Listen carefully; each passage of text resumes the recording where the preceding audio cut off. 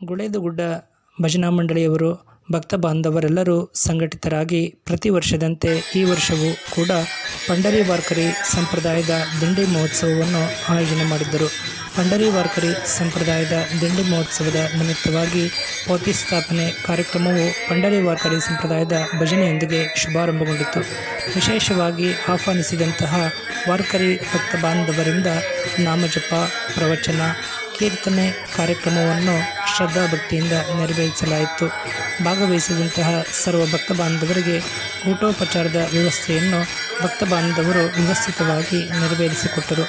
ಪಾಳಿ ಭಜನೆ, ಬಾರೋಡ್ ಭಜನೆ, ಕಾಕಡ ಆರತಿ ಭಜನೆ ಸೇರಿದಂತೆ ವಿವಿಧ ಪಂಡರಿ ವಾರ್ಕರಿ ಸಂಪ್ರದಾಯದ ಕಾರ್ಯಕ್ರಮಗಳನ್ನು ಭಕ್ತ ಬಾಂಧವರೆಲ್ಲರೂ ಸಂಘಟಿತರಾಗಿ ಶ್ರದ್ಧಾಭಕ್ತಿಯಿಂದ ನೆರವೇರಿಸಿದ್ದು ಗುಳೇದಗುಡ್ಡದಲ್ಲಿ ಕಾಣಬಂದಂತಹ ದಿಂಡಿ ಮಹೋತ್ಸವದ ವಿಶೇಷವಾಗಿತ್ತು. ಪಾಂಡುರಂಗ ರುಕ್ಮಾಯಿ ಮತ್ತು ಗಾತವನ್ನು ಅಲಂಕೃತ ಪಲ್ಲಕ್ಕಿ ಹಾಗೂ ರಥದಲ್ಲಿರಿಸಿಕೊಂಡು ಪಂಡರಿ ವಾರ್ಕರಿ ಸಂಪ್ರದಾಯದ ಭಜನೆಯೊಂದಿಗೆ ರಾಜಬೀದಿಯಲ್ಲಿ ಭಾಗವಹಿಸಿದಂತಹ ಸರ್ವ ಭಕ್ತ ಬಾಂಧವರು, ಭಜನಾ ಮಂಡಳಿಯವರು ಅಭಂಗಗಳನ್ನು ಹಾಡುವ ಮೂಲಕ ಭಕ್ತಿಯಿಂದ ಭಜನೆಯನ್ನು ನಡೆಸಿ ಬಾಳಕ್ರೀಡಾ ವಿವಿಧ ರೀತಿಯ ಕಾರ್ಯಕ್ರಮಗಳನ್ನು ಭಕ್ತಿಯಿಂದ ನೆರವೇರಿಸಿದರು. ದೇವಸ್ಥಾನದ ಆವರಣಕ್ಕೆ ಪುನಃ ದಿಂಡಿ ಮಹೋತ್ಸವ ಆಗಮಿಸುವಂತಹ ಮಾರ್ಗದಲ್ಲಿ ಸ್ಥಳೀಯ ಭಕ್ತ ಬಾಂಧವರೆಲ್ಲರೂ ಭಕ್ತಿಯಿಂದ ಪೂಜೆಯನ್ನು ಸಲ್ಲಿಸಿ ದೇವರ ದರ್ಶನವನ್ನು ಪಡೆದು ಕೃತಾರ್ಥತಾ ಭಾವನೆಯನ್ನು ವ್ಯಕ್ತಪಡಿಸಿದರು.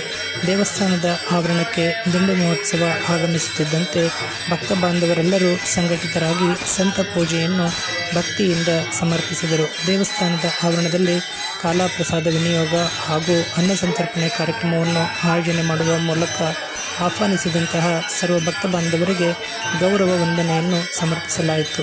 ನಮ್ಮ ಜ್ಞಾನವಾಣಿ ಉಳಗಟ್ಟೆ ಯೂಟ್ಯೂಬ್ ಚಾನಲ್ಗೆ ಗುಳೇದಗುಡ್ಡದ ಆತ್ಮೀಯ ಭಕ್ತ ಬಾಂಧವರು ಸಂಗ್ರಹಿಸಿ ದಯಪಾಲಿಸಿದಂತಹ ಚಿತ್ರಪಟಗಳು ಮತ್ತು ದೃಶ್ಯಾವಳಿಯನ್ನು ಆಧರಿಸಿ ಈ ಸಂದೇಶವನ್ನು ಪ್ರಸಾರ ಮಾಡಲಾಗಿದ್ದು, ತಮಗೆಲ್ಲರಿಗೂ ಇಷ್ಟವಾಗಿದ್ದಲ್ಲಿ ತಾವೆಲ್ಲರೂ ಲೈಕ್ ನೀಡಿ ಸಬ್ಸ್ಕ್ರೈಬರ್ ಆಗುವ ಮೂಲಕ ಪ್ರೋತ್ಸಾಹಿಸಿ.